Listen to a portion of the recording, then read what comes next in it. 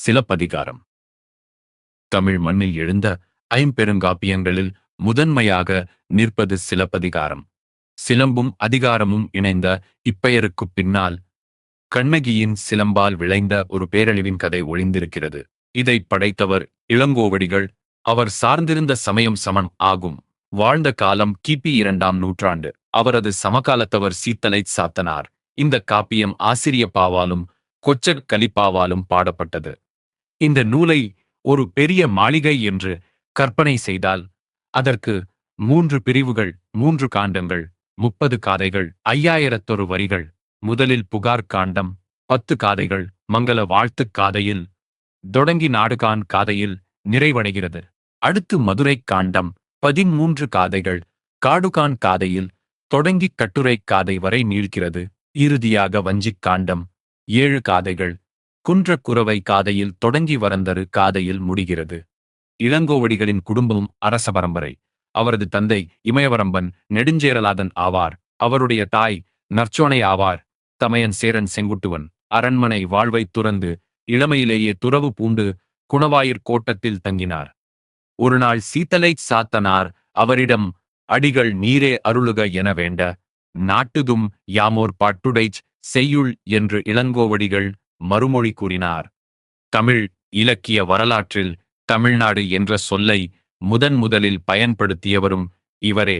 பின்னாளில் கண்ணகிக்கு இமயத்திலிருந்து கல் எடுத்து வந்து கோயில் கட்டியவர் அவரது தமையன் சேரன் செங்குட்டுவன். இந்த காப்பியத்துக்கு பல சிறப்பு பெயர்கள் உண்டு. உரையிடைப்பட்ட பாட்டுடைச் செய்யுள், ஒற்றுமை காப்பியம், குடிமக்கள் காப்பியம், இரட்டை காப்பியம், முத்தமிழ் காப்பியம், முதற் காப்பியம், நாடக காப்பியம். சிலப்பதிகாரமும் மணிமேகலையும் இணைந்து இரட்டை காப்பியங்கள் எனப்படுகின்றன. இவ்விரண்டும் மழை வேண்டி எடுக்கப்படும் இந்திர விழா குறித்து பேசுகின்றன. இக்காப்பியத்தின் உயிரோட்டமாக 3 வரிகள் நிற்கின்றன. அரசியல் பிழைத்தோர்க்கு அறம் கூற்றாகும்.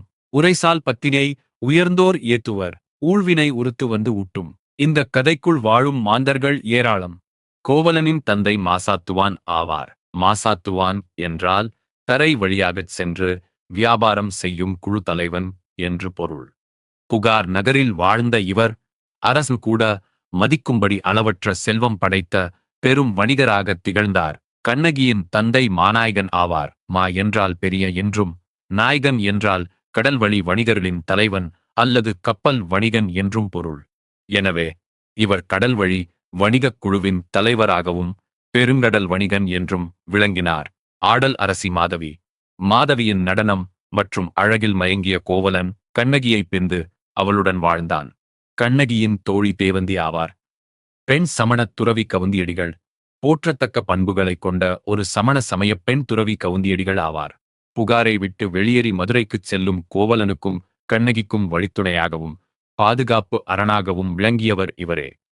மதுரையில் கோவலன் அநியாயமாக கொல்லப்பட்டதையும் கண்ணகியின் துயரையும் மதுரையின் அழிவையும் கேட்டு மிகுந்த மனவேதனை அடைந்து சமண முறைப்படி உண்ணா நோன்பிந்து சல்லேகனை அவர் உயிர் துறந்தார்.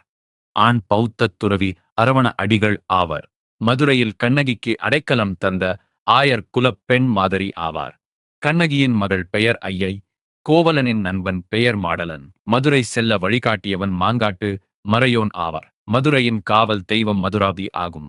மாதரியின் முதல் கடிதத்தை எடுத்துச் சென்றவள் வயந்தமாலை. 2ஆம் கடிதத்தை கோவலனிடம் சேர்த்தவர் கோசிகமணி. சேரன் செங்குட்டுவனின் மனைவி வேண்மாள் ஆவார். கண்ணகி தெய்வம் ஆனதை குன்றக்குறவர்கள் மூலம் அறிந்ததும் செங்குட்டுவனிடம் நம் நாட்டிற்கு வந்து தெய்வமாகிவிட்ட கண்ணகிக்கு நாமும் சிலை எடுத்து வழிபட வேண்டும் என்று முதலில் கூறியவர் வேண்மாள். வேண்மாள் வேளிர் குலத்தைச் சேர்ந்தவர். இறுதியாக இந்த காப்பியம் சீத்தலைச் சாத்தனார் முன் அரங்கேற்றப்பட்டது. கோவலன் கண்ணகியின் வரலாற்றை இளங்கோவடிகளுக்கு எடுத்துரைத்தவரும் அவரே.